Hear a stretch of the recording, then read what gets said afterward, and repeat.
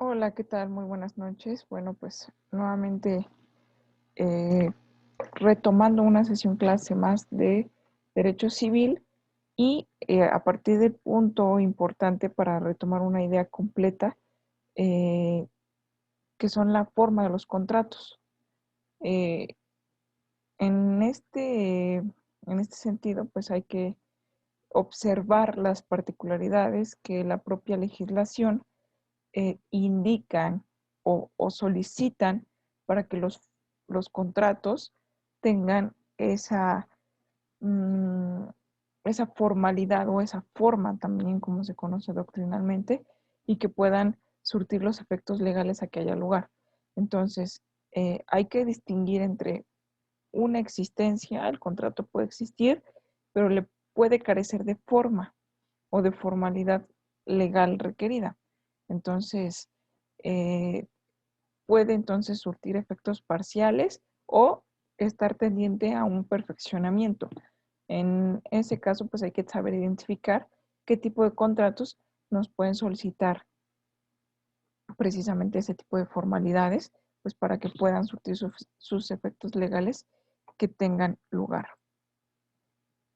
Para ello, bueno, retomando también un poquito respecto, recuerden que son artículos del Código Civil Federal, en el cual en 1832 indica que los contratos civiles cada uno se obliga en la manera, en los términos en que aparezca que quiso obligarse, sin que para la validez del contrato se requieran formalidades determinadas.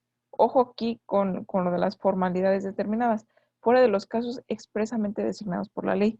Entonces, cada quien en un acuerdo de voluntades, el pacto es libre totalmente, ¿no? Entonces, cada quien decide en qué términos se pretende obligar, siendo que, recordando un poquito que las fuentes de las obligaciones, pues una de las principales son precisamente los contratos, porque la decisión emana de dos o más personas, recordando que un contrato es precisamente un acuerdo de dos o más voluntades para crear o transmitir o transferir también, en este caso como sinónimos, derechos y obligaciones, ¿sale? Entonces, parte de ser lo que es precisamente, forma parte, puede no ser también de lo que es un convenio. Un convenio es un poquito más amplio, tiene otras dos características importantes más que modifica y extingue, además de crear y transferir, perdón, derechos y obligaciones.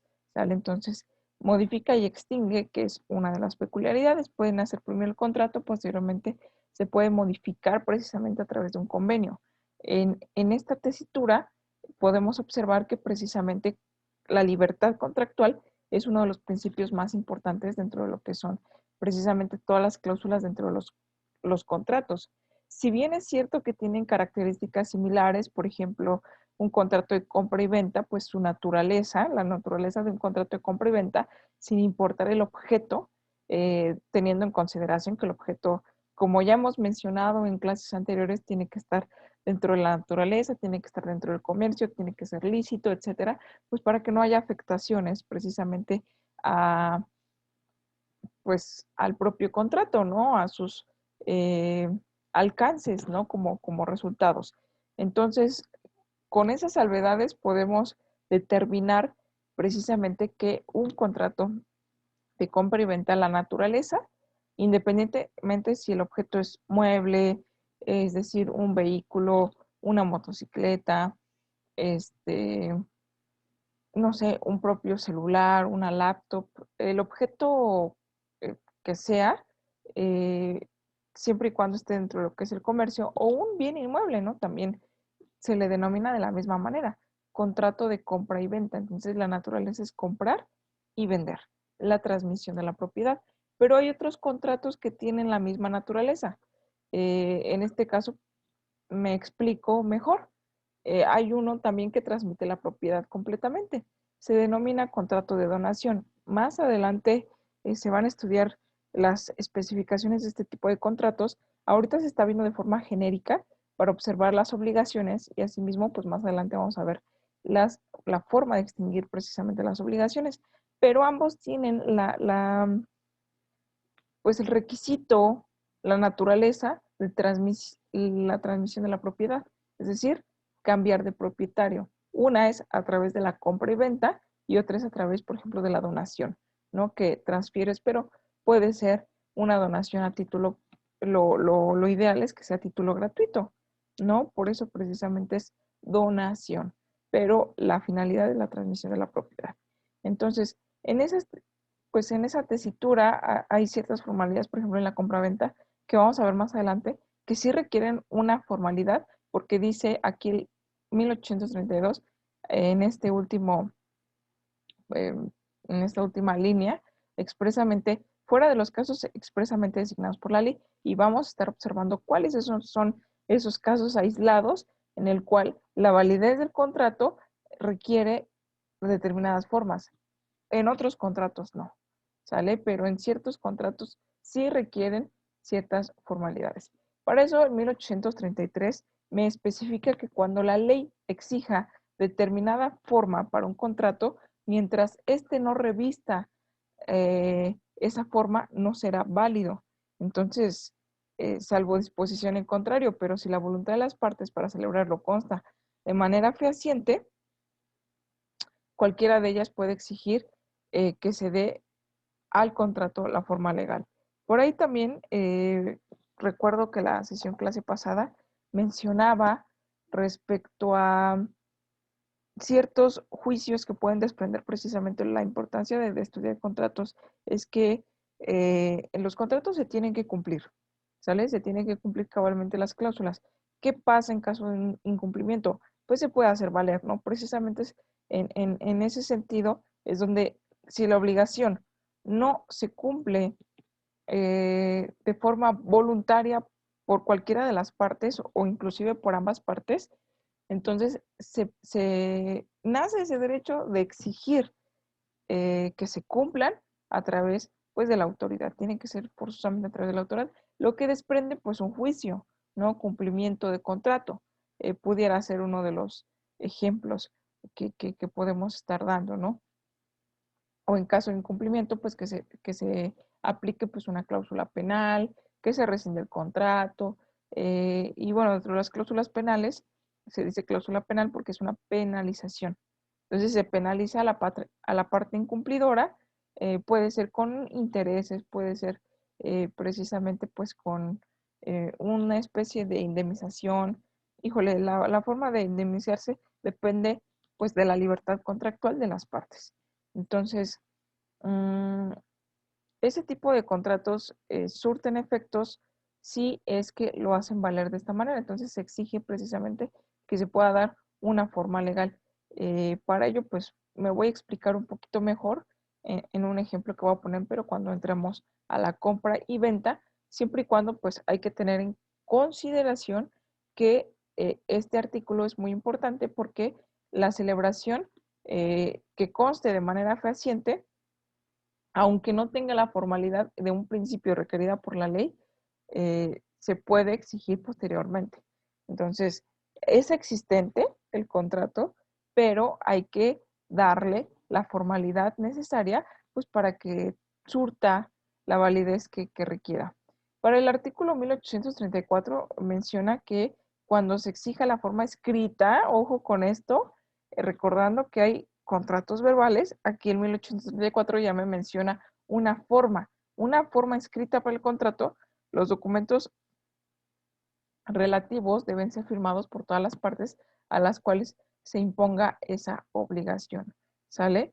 Entonces,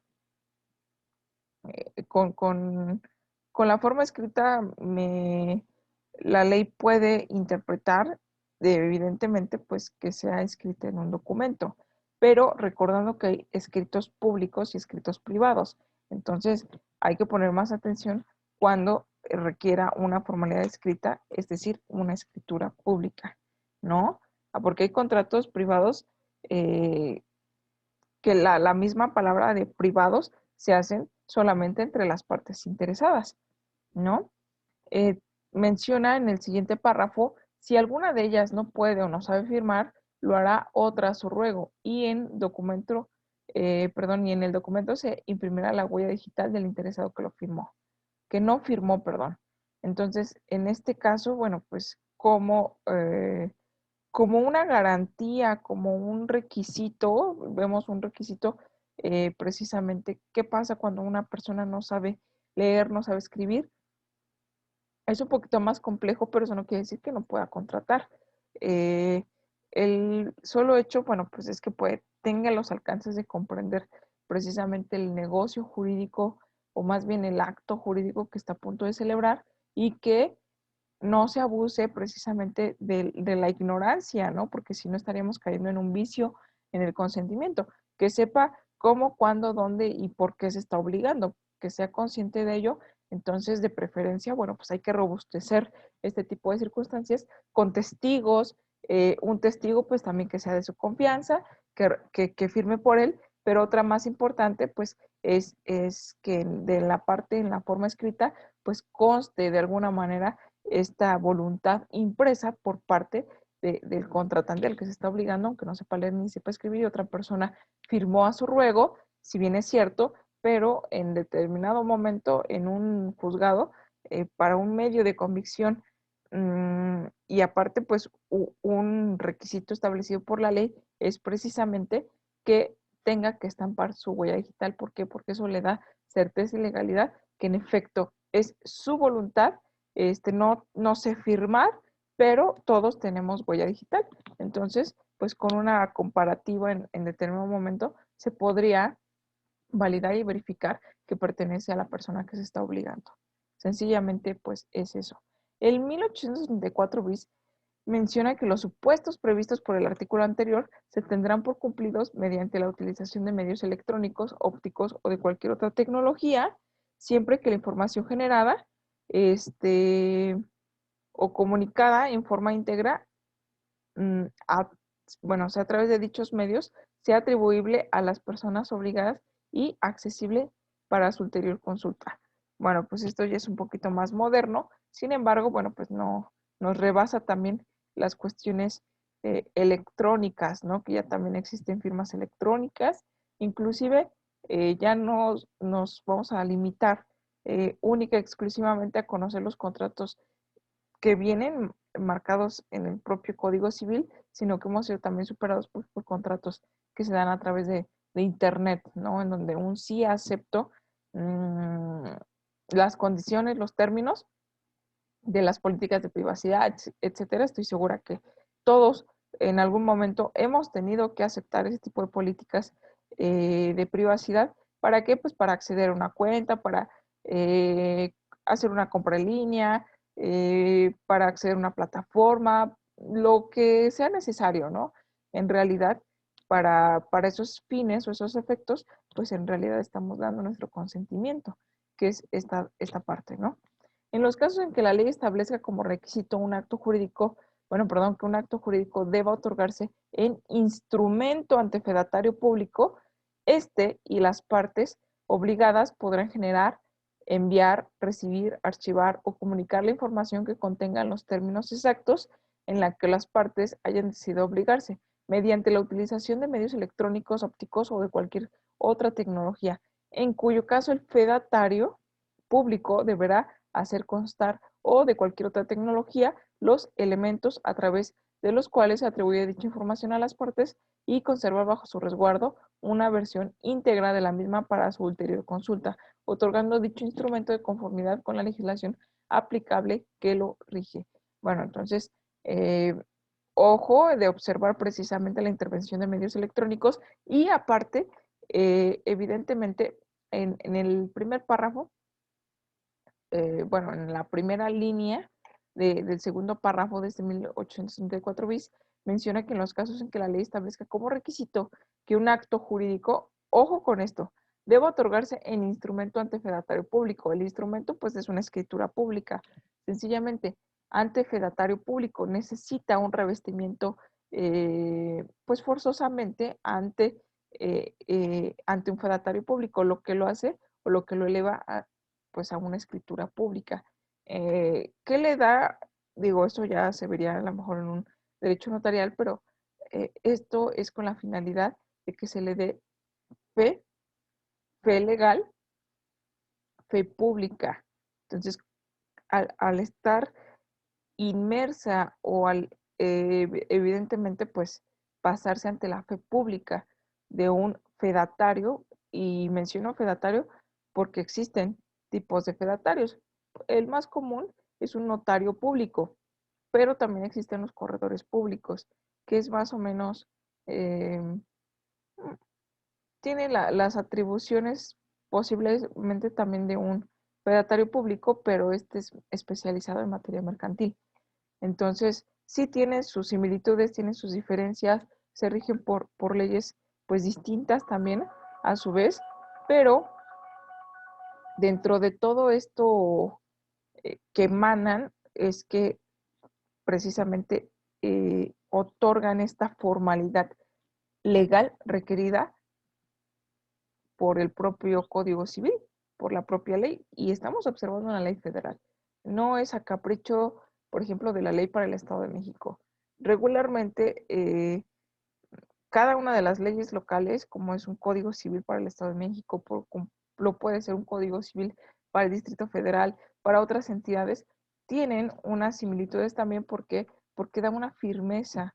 Entonces el legislador, eh, dando precisamente esa lógica o esa estructura en la cual, pues si te estoy vendiendo, regularmente son en compras y ventas de bienes inmuebles, porque por el valor, ¿no? Entonces se necesita elevarse a una escritura pública, pues para que pueda surtir los efectos legales a los que haya lugar. ¿Por qué? Porque existe un registro público precisamente de la propiedad en el cual pues se hacen o se inscriben este tipo de actos y se observa, se le da publicidad a los actos celebrados en el cual me queda muy claro que la vivienda ubicada en tal dirección, con tales características, se encuentra inscrita a favor de fulanito de tal. Entonces, le da esa certeza y legalidad. Por ejemplo, si fulanito de tal se acerca conmigo, pretende vendérmela, entonces yo cómo podría asegurarme de que esa vivienda en efecto pertenece a fulanito de tal. Bueno, me muestran las escrituras. Ok, otra de las maneras de poder constatar que precisamente sean documentos totalmente legales, pues es ir a constatarlo en el registro público. Por eso es un registro público, porque tiene acceso y tiene esa publicidad, entonces que surte efectos contra terceros. Yo puedo observar si ese bien inmueble de verdad sí se encuentra inscrito a favor de fulanito de tal. No obstante, las copias que me otorgue de la escritura, entonces, bueno, si se empieza a confiar, ¿no? Eh, Acudo al registro público, entonces, mucho mejor, ¿no? Y evidentemente también dentro de lo que es esto, me puedo percatar si esa vivienda tiene, por ejemplo, una hipoteca, o sea, tiene todavía un adeudo pendiente en el cual, bueno, pues se me está ocultando o no. Entonces, este tipo de circunstancias también se hacen públicas para precisamente, pues, evitar, ¿no? Cualquier tipo de circunstancia desfavorable. Aún así hay muchas personas pues que llegan a desconocer precisamente pues todas las formalidades. Quienes sí conocen pues de todo esto y que quienes tienen que gestionar, inscribir, aparte de otorgar esa fe pública, pues son los fedatarios públicos, ¿no? Evidentemente sí cobran lo que son sus honorarios y baratos no son, pero bueno, son formalidades requeridas por la ley. Hay muchos contratos de compra y venta privados que se hacen de bienes inmuebles, pero que al mismo tiempo no se invalidan totalmente, sin embargo, sí, la ley al exigir una forma, precisamente pues un instrumento ante un fedatario público, es decir, que se eleve escritura pública, ve la manera precisamente de que esto se pueda materializar a pesar de tener un contrato, es decir, hubo la voluntad. Sin embargo, en ese momento determinado no se, pues no se completó esta formalidad porque pues a lo mejor, repito, o tal vez no se tenía el recurso para elevarlo ante el fedatario público mismo, que pues no es ojo con esto, no es un servidor público, es decir, no cobra del gobierno, sino él cobra evidentemente pues honorarios, en los cuales pues se tienen que cubrir, repito, no son nada baratos, dependen también las tarifas, etcétera. Muchas cosas dependen de esto, ¿no? Pero al final del día, muchas personas no lo elevan ante esta calidad. Entonces, aunque ya el propietario haya pasado por 3 propietarios más, pues sigue apareciendo, por ejemplo, inscrito en el registro público, pues el dueño de hace a lo mejor 2 generaciones que pasó esa vivienda, ¿no? Es un decir, y sucede. Entonces, es importante que para acreditar la propiedad, pues se realice como indica la ley. Así estamos mucho más protegidos que, por ejemplo, con un contrato de compra y venta, ¿no? Que así mismo yo puedo tener uno, como también, eh, y así se hacen también los fraudes.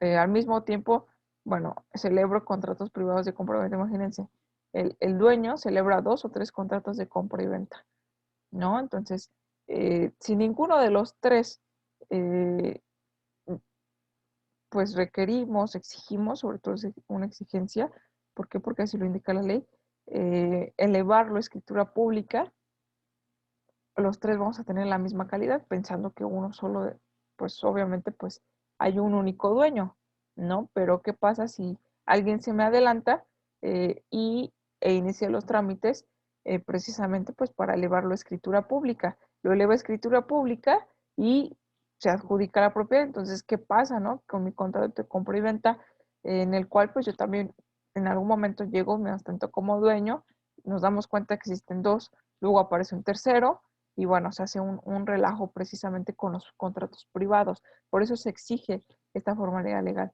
No, pero es que a mí me lo vendió primero a mí, así haya sido, evidentemente, pues por días la diferencia, de repente es una circunstancia, ¿no? Se dice, hay un principio general del derecho, primero en tiempo, primero en derecho, pero quien se adelantó a escritura, pues fue el ganador, ¿no? Básicamente.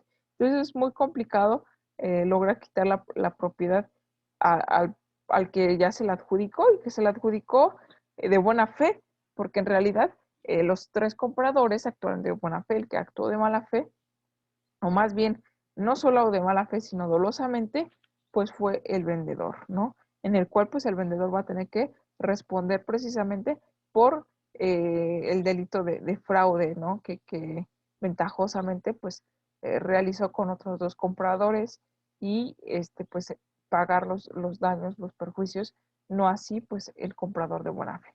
Entonces, pueden desatar varias situaciones que observemos, inclusive pues puede darse, impactar en otras materias como la materia penal, pero hay que tratar pues de evitar ese tipo de escenarios atendiendo a las disposiciones legales, ¿no? Entonces, bueno, ahora tenemos, si hay algún tipo de dudas, pues ya saben también que estoy a la orden para que me puedan escribir y podamos resolverlas. ¿Cómo se da esta división de los contratos? Hay una clasificación según sus funciones. Bueno, hay clasificaciones doctrinales que en realidad no es mi deseo, sobre todo por el tiempo que tenemos. Creo que hay cosas más importantes. No significa que no sea importante la clasificación doctrinal, sin embargo, siendo interesante por las funciones, por los criterios, por lo que los doctrinarios, los juristas estudiosos de los mismos, de las mismas normas del propio derecho realizan sobre pues este tipo de actos jurídicos, no le quita pues ese valor. Sin embargo, por cuestiones de tiempo, a mí me interesa mucho más poder pues mostrar cuestiones totalmente apegadas a la ley, ¿no? Es decir, in, inclusive aunque se interpretar los artículos, pero créanme que no se interpretan solos ni se interpretan de la nada.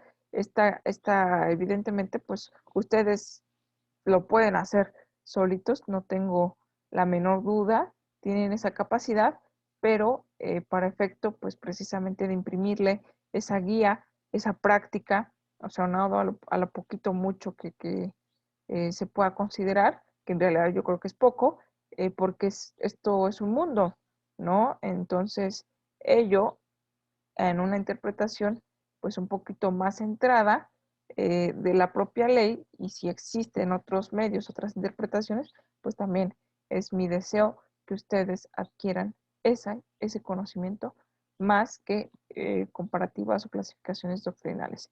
Entonces, de poderlo compaginar, pues estaría excelente, pero pues entiendo también que los tiempos nos comen. Para el siguiente, igual del Código Civil Federal, menciona el artículo 1835 que el contrato es unilateral. ¿Qué significa esta parte unilateral? Que evidentemente menciona de forma subsiguiente cuando una sola de las partes se obliga hacia la otra, que ésta le quede obligada, sin que ésta le quede obligada. Entonces, la obligación ahí sí se carga solamente a una de las partes. ¿Por qué? Porque es mi deseo obligarme. Sale única y exclusivamente yo. Entonces, es mi voluntad realizar algo. Y es difícil cuando... Difícil y no, porque en un contrato es difícil a lo mejor clasificar un contrato, sabiendo que un contrato es un acuerdo de dos o más voluntades. Entonces, cuando menciono un contrato unilateral, tienen ciertas características los contratos. Por ejemplo, uno de ellos es la bilateralidad. Cuando se menciona bilateral es porque son dos o más voluntades inmersas en un contrato. Unilateral, una sola voluntad. Entonces, un contrato, la simple palabra contrato ya me está causando conflicto con lo siguiente, que es un contrato unilateral. Entonces, un acuerdo de dos o más voluntades de una sola voluntad. Básicamente sería eso, pero pues es una de las clasificaciones, existen y no, vaya, la costumbre ha hecho que no atente contra la lógica misma, ¿no? Entonces, un contrato es unilateral cuando una sola de las partes se obliga hacia la que quede obligada. Como por ejemplo, el contrato de donación, ¿no? En el cual es mi deseo transmitir la propiedad de mi vehículo automotor a fulanito de tal. Entonces, esa es mi obligación, es que pues, quede a disposición de fulanito de tal. La donación es básicamente, pues, dejar en vida, ¿no? Heredar, como se dice, heredar en vida. Sin embargo, no se menciona, eso sí no es correcto decirlo. Pero para los efectos, por ejemplo, que se entienda que cuando se hereda es forzosamente posterior, post-mortem, ¿no? Posterior a la muerte. No es correcto así mencionarlo, heredar en vida, pero pues es coloquial, pues se utiliza en un lenguaje cotidiano para quienes no están pues adentrados más allá a este ramo jurídico. Pero para nosotros que estamos puliendo esta circunstancia, hay que tener bien claro que la herencia es post-mortem y que una donación es en vida, forzosamente. Entonces, esa es la diferencia, hay que empezar a hacerla y evidentemente pues a manejarla. Es uno de los tipos de contratos unilaterales. Tenemos que la siguiente clasificación, ojo, hay que empezar a verificar, ¿no? Un contrato unilateral y cuál es el contraste de la unilateralidad, la bilateralidad, ¿no? Entonces son dos lados que están de acuerdo cuando las partes se obligan recíprocamente. Entonces, ok, un ejemplo pues es sencilla, la compra-venta, ¿no? Yo me obligo a transmitirte la propiedad a cambio, evidentemente, pues de otra obligación tuya, que en este caso es otorgarme pues una cantidad de dinero en específica. La propiedad a cambio de dinero. Eso es todo, ¿no? Entonces, son obligaciones recíprocas. Este es un contrato bilateral, como muchos otros. La mayoría son bilaterales. El artículo 1837 menciona que un contrato oneroso es otra de las clasificaciones y de ser posible hay que irle apuntando, ¿no? Clasificación unilateral y bilateral, ¿no? Entonces, a manera, por ejemplo, es una de las especies de contratos y que tenemos pues, por el fundamento jurídico, ¿no? Entonces, clasificación, incluso podemos poner primera, ¿no? Contratos unilaterales, contratos bilaterales.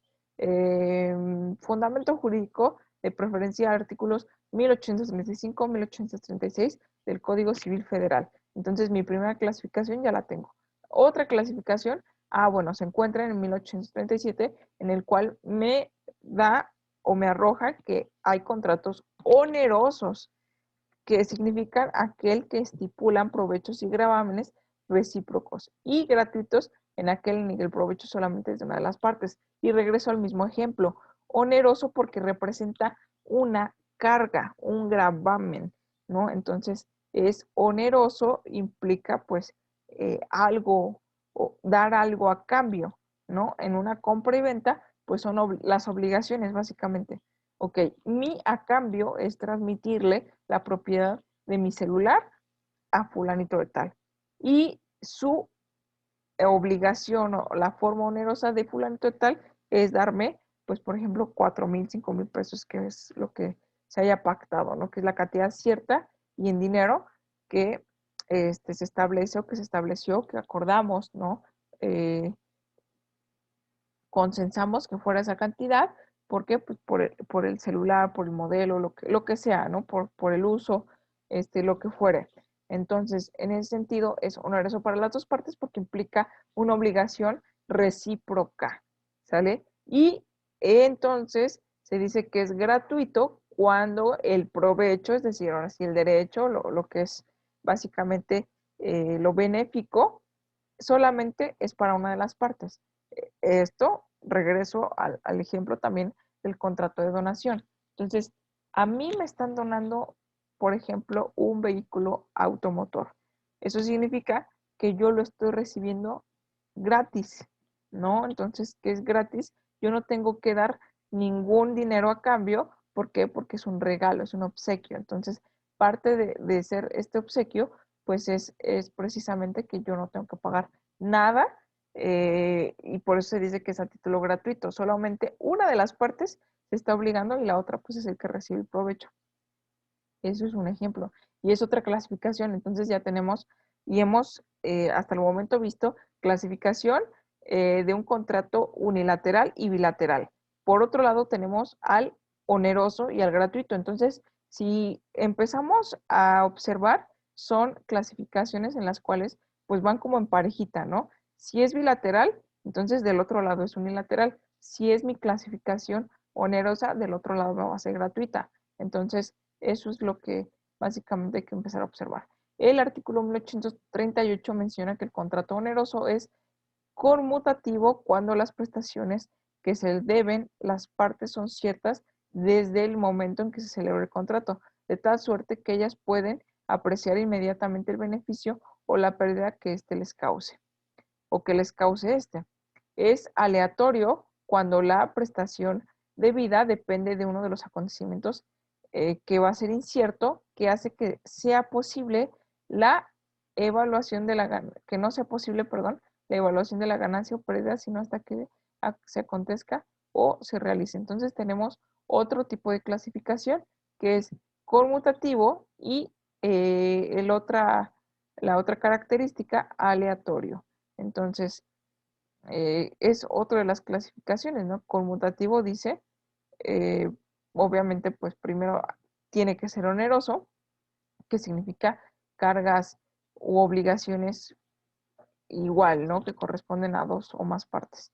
Cuando estas prestaciones que se deben las partes son ciertas y que obviamente, pues, desde que se celebra el contrato, que ellas pueden apreciar inmediatamente pérdida o beneficio que este causa. Es decir, yo no puedo decirle a mi, pues a mi contratante también que le vendo un celular, pero, ay, ¿y en cuánto me lo vendes? El precio, por ejemplo, ay, no sé, pues como depende, ¿no? Como amanezca el dólar. Entonces, eso es algo incierto, ¿no? Eso no depende de nosotros y evidentemente, pues no estaría siendo conmutativo, sino estaría siendo aleatorio.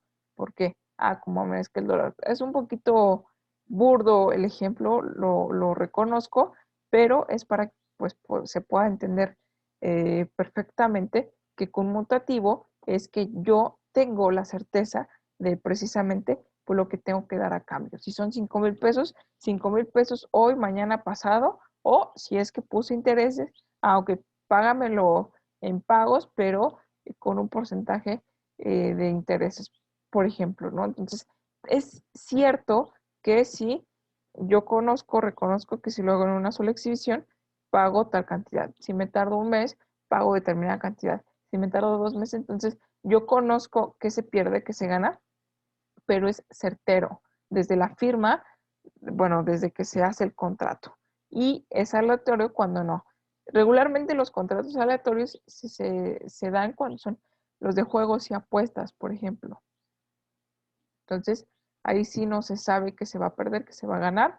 Realmente, bueno, se puede tener un aproximado en, en virtud de lo que se, pues de la obligación, ¿no? De lo que está en juego en realidad y que se puede perder, pues totalmente todo o que se puede ganar. Por ahí sí no se sabe. Entonces es aleatoria precisamente esta circunstancia, ¿no? La pérdida del beneficio está pues, se puede celebrar el contrato y puede surtir sus efectos, pero los efectos es precisamente los que no tenemos pues esa certeza de cuáles puedan ser los resultados. Es una de las clasificaciones, más adelante pues vamos a ser más claros cuando se entre en materia de contratos, pero me interesa pues agotar un poquito esto más rápido para que podamos ver las formas en que se terminan los contratos, precisamente los tipos, las nulidades y ahora sí pues más adelante poder entrar más a detalle a cada uno de los tipos de contratos. Ahorita a manera de ejemplo, pues para que se vaya entendiendo las clasificaciones, las formalidades, los elementos de existencia, los requisitos de validez que hasta el momento pues hemos visto en relación a fuentes generadoras de obligaciones, siendo teoría de las obligaciones, recordando que son nuestros temas principales para que los tengamos en cuenta. Entonces tenemos que las cláusulas que pueden contener los contratos van de la siguiente forma. Estos son contratos de forma general, ¿eh? El artículo 1839 a la letra menciona, los contratantes pueden poner las cláusulas que crean convenientes, pero las que se refieran a requisitos esenciales del contrato o sean consecuencia de la naturaleza ordinaria, se tendrán por puestas aunque no se expresen, a no ser que las segundas sean pronunciadas en los casos y en los términos permitidos por la ley. Entonces, aquí hay una libertad contractual, pero se ve limitada. Entonces, observemos, ¿no? En el cual si es una naturaleza de un contrato, evidentemente, que en el propio contrato yo le estoy vendiendo la propiedad de mi terreno a otra persona, entonces se entiende que pues en algún momento pues la propiedad se está transmitiendo, ¿no? Entonces, posiblemente yo sigo ocupando mi terreno, ya me entregan el dinero completo, etcétera, pero ¿qué creen? En el contrato nunca pusimos cuándo iba a ser la entrega del terreno o que pues yo me iba a tener que salir, ¿no? Entonces, quizá puede ser un poquito absurdo y lógico, pero no se expresa en el contrato chin y ahora qué procede. Pues ahí es la naturaleza de la compraventa, la transmisión de la propiedad. Entonces, la posesión pasa a ser derecho precisamente del adquirente, ¿no? Del dominio de la propiedad. Entonces, el propietario tiene derecho a decidir qué sucede con la posesión de su inmueble, ¿no? Entonces, él puede sacarme ya en el momento que así lo establezca, aunque no se haya puesto expresamente en una de las cláusulas del contrato. ¿Por qué? Pues porque se olvidó o por lo que fuera, ¿no? A lo mejor inclusive pues por un acto de malicia del propio vendedor. Tenemos en 1840, dice, pueden los contratantes estipular cierta prestación como la pena para el caso de que la obligación no se cumpla o no se cumpla de la manera convenida. Si tal estipulación se hace, no podrían reclamarle además daños y perjuicios. Entonces, ojo con esto, es lo que mencionaba de la cláusula penal, es precisamente pues el fundamento de la cláusula penal es el 1840, al menos en el Código Civil Federal, ¿no? Los contratantes estipulen cierta prestación, evidentemente pues como pena para el caso de que la obligación no sea cumplida o no se cumpla de la manera en que pues de la manera en que se conviene, ¿no? Tenemos el 1841, ahora menciona la figura de nulidad. Ojo con esto, y hay que ir revisando, no solamente es analizar, de tal artículo, sino que ir analizando las figuras jurídicas que menciona cada uno de estos artículos, que en realidad es la importancia de interpretar esta situación o estas circunstancias. ¿Sale? Cláusula de penalidad, pues ya la observamos. Ahora, la nulidad del contrato importa de la cláusula penal, pero la nulidad de esta no acarrea la de aquel. Sin embargo, cuando se promete por otra persona, imponiéndose una pena para el caso de no cumplirse por esta, lo prometido valdrá la pena aunque el contrato no se lleve a efecto por falta de consentimiento de dicha persona. Lo mismo sucederá cuando se estipule con otro, a favor de un tercero, y si la persona con quien se estipule se sujeta a una pena en el caso de no cumplir lo prometido. Entonces, pudiera ser que una de las penalidades sea la propia nulidad del contrato. Ojo, no es decir, en caso de incumplimiento, es decir, en un contrato de naturaleza de compra y venta, si no incumple, si no me da ni un quinto de lo que se acordó, o me dio una fracción y ya no me dio lo demás, no significa que la propiedad ya sea, obviamente, pues completamente suya. Está en un proceso de, pero no se transfiere por el solo hecho. Entonces, una penalidad, además de, por ejemplo, una indemnización en dinero, pudiera hacer que sea nulo el contrato de compra y venta. ¿Sale? Entonces, ojo con las circunstancias en las cuales pues, nos estamos obligando y lo que la propia ley pues, nos llega a permitir. Tenemos que el artículo 1842 menciona que al pedir la pena, el acreedor no está obligado a probar que ha sufrido perjuicios, ni el deudor podrá eximirse de satisfacerla, probando que el acreedor no ha sufrido perjuicio alguno. El 1843 menciona que la cláusula penal no puede exceder ni el valor ni la cuantía de la obligación principal. Tampoco hay que, pues, exagerar, ¿no? Entonces, de alguna manera hay una libertad contractual, no te está mencionando la propia ley que tiene que ser eh, de una manera específica, de un porcentaje en específico, pero sí te limita, ¿no? No puede exceder el valor de ni en cuantía a la obligación principal. Entonces, si yo te estoy vendiendo una laptop de 15,000 pesos y te pongo como pena si es que no me pagas en la primera semana o en 3 semanas la cantidad completa, que me vas a tener que pagar 20,000 pesos, ¿no? Y ya no te entrego la laptop. Eso es por pura indemnización. Entonces, es absurdo, ¿no? La ley no te lo está permitiendo, porque en caso de que así lo pongamos y aún así aceptar a la otra persona, pues esta cláusula no puede exceder, te está prohibiendo esta circunstancia. Entonces hay que atenderlo y se tiene por no puesta. Cuando son cláusulas que pues expresamente la ley especifica que no pueden ser puestas o no van a ser tomadas en cuenta, ¿sale? Entonces tenemos que el artículo 1844 menciona que si la obligación fuere cumplida en parte, la pena se modificará en la misma proporción. Entonces a lo mejor sí me falta un pago, pero ya no es por una cantidad completa, sino que a lo mejor los intereses, si es que hay, por ejemplo, que sea la pena, ¿no? Los intereses moratorios por caer en mora o en un retardo o un retraso. Si acorde a, pues es que me faltó el 20%, bueno, pues eso puede ser la mora que se estipuló a lo mejor del 5% de lo que esté atrasado, pues es ese, a lo mejor de la cantidad que yo iba a entregar, a lo mejor 500 pesos a la semana, ¿no? De esos 500 pesos yo nada más entregué 300, entonces 200 adeudo. Y si puse una cláusula penal de un 10% de lo que se incumpla, entonces se está incumpliendo en realidad 200 pesos. Mi penalidad iría en proporción a los 200 pesos y no a los 500 porque sería pues más abusivo, ¿no? Por decirlo de alguna manera. Entonces dice que va en razón de lo que evidentemente pues se incumplió en la proporción de lo que se incumplió. Tenemos que el artículo 1845 menciona, si la modificación no pudiera ser exactamente proporcional, el juez reducirá la pena de manera equitativa teniendo en cuenta la naturaleza y las demás circunstancias de la obligación.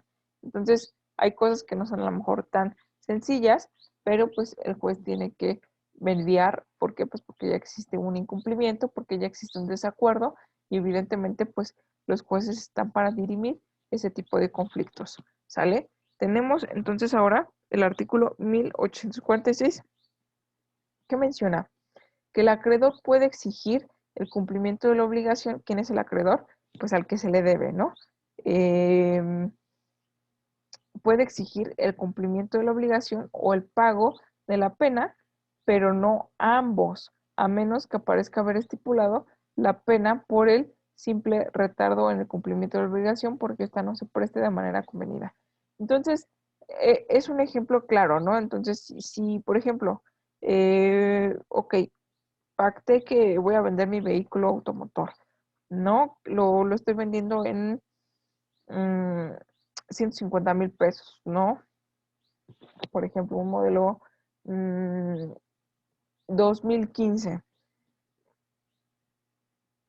Eh, ¿Qué pasa? No me están entregando la cantidad pactada, a lo mejor se pactó en una sola exhibición, no me la están entregando y como cláusula penal, pues exijo precisamente pues el pago más un 5%. Entonces, se puede exigir el cumplimiento,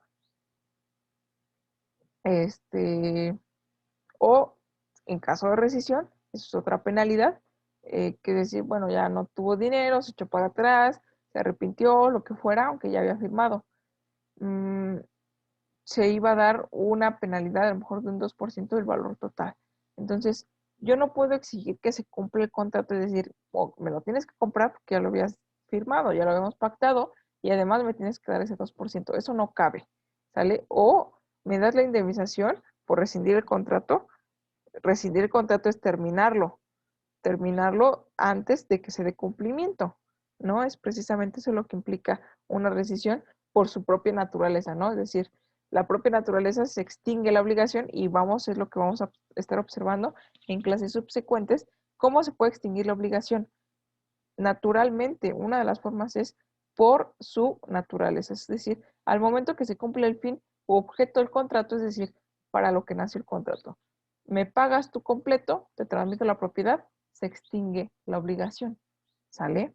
Entonces, si no fue por su naturaleza, entonces rescindir el contrato implica, me diste una parte o no me lo diste completo o ni siquiera me pagaste absolutamente nada, aunque ya se había firmado, te habías comprometido, entonces implica precisamente pues esa circunstancia de rescinde el contrato. Entonces, está, es válido, está vigente, pero sencillamente pues no se está cumpliendo por alguna de las dos partes y ya no tiene pues la intención de cumplirlo. Entonces, se termina de forma anticipada, pero no cumpliéndose los objetivos que en un principio se establecían. Y al rescindirse, alguna de las partes a lo mejor, bueno, pues es que yo había perdido la oportunidad de ofertarlo a alguien más, etcétera. Entonces, puede exigir si es que se pactó una cláusula de penalidad, es decir, por ejemplo, el 2% que estoy mencionando, ¿no? Sobre el monto total. Entonces, o te pido el monto total porque ya se rescindió el contrato, o te pido que cumplas, ¿no? Lo que estableciste y que me compres el vehículo. No puedo pedir así las dos, a menos que se haya pactado, por ejemplo, cuando son préstamos, que es otro tipo de contrato, pero lo vamos a ver, pues evidentemente, pues en caso de retraso, pues tú vas a tener que pagar el monto, ¿no? Que tienes que pagar, más, a lo mejor se pactó un interés, más el interés por caer en mora, ¿no? Entonces, ahí sí se puede exigir que se cumpla el contrato y te pueden aplicar la cláusula de penalidad al mismo tiempo. ¿Por qué? Porque está en 1845, dice teniendo en cuenta la naturaleza y demás circunstancias de la obligación. Entonces, si así se obligó porque esa es la naturaleza del propio contrato, se tiene que hacer cumplir, ¿no? Eh, que es la naturaleza de 1846 que menciona o que se menciona aquí de esta manera. Ahora vamos al 1847. No podrá hacerse efectiva la pena cuando el obligado a ella no haya podido cumplir el contrato eh, por hecho del acreedor, caso fortuito o fuerza insuperable, que es casos de fuerza mayor, ¿no? Básicamente. No podrá hacerse efectiva la pena cuando el obligado a ella no haya podido cumplir el contrato por causa al acreedor, es decir, por culpa del propio acreedor no cumplir, ¿no? Por un caso fortuito, un caso de fuerza mayor. Ay, no cumplió pues, porque se falleció. Entonces es algo que sobrepasa, ¿no? Que no se está planeado. Entonces no hay posibilidad de ejecutar la cláusula penal. Es decir, ay, porque se murió, pues ahora a ver quién paga, ¿no? Pero voy a ejecutar o ejercer los 20,000 pesos que teníamos por cláusula penal por incumplimiento, ¿no? Tenemos el artículo 1848. En las obligaciones mancomunadas, eh, con cláusula penal bastará la contravención de uno de los herederos del deudor para que se incurra en la pena. Entonces, tenemos evidentemente, así como existen precisamente los famosos, como ustedes los llegan a conocer también, mm, matrimonios bajo el régimen de mancomunados, algo así se menciona, aunque en realidad el término correcto, al menos en el Estado de México mencionado también, así en el Código Civil Federal, es sociedad conyugal. Es una sociedad porque pues, es una sociedad de dos, ¿sale? Entonces, existen obligaciones mancomunadas, ¿no? Con cláusula penal y estas pues, pueden ser entre las partes, ¿no? Si tres personas que somos, por ejemplo, puede ser parientes o no parientes, no es necesario, pero regularmente se puede dar entre parientes. ¿Por qué? Pues porque la propia sangre hace pues, que se haga equipo, ¿no? Por ejemplo, que decidimos comprar o adquirir un terreno en el cual pues vamos a fraccionar en tres. Es un ejemplo, entonces tenemos la obligación del pago del propio terreno en tres partes, ¿no? Entonces una obligación mancomunada. Esa, así como los derechos, pues también, ¿no? Entonces tenemos que la cláusula penal bastará la contravención de uno de los herederos del deudor para que se incurra en la pena, ¿no? Entonces, con un incumplimiento, bueno, pues es una obligación mancomunada, afecta precisamente a todos, ¿no? En la medida de lo establecido, pero hay una afectación, una alteración que ya no se hizo cumplir de la forma que estaba pactada y que pues causó una alteración en el mismo, ¿no? Tenemos al 1849. En el caso del artículo anterior, cada uno de los herederos responderá de la parte de la pena que le corresponda en proporción a su cuota hereditaria. Otra de las formas de transmitir la propiedad a título gratuito es a través de la herencia, pero la herencia, como mencioné, es post-mortem, ¿no? Entonces, sí es a título gratuito, pero si tiene una carga, por ejemplo, una obligación, una hipoteca, pues hay que saldar lo que se tenga que saldar y dicen, bueno, pues si el heredero, ¿qué culpa tiene, no?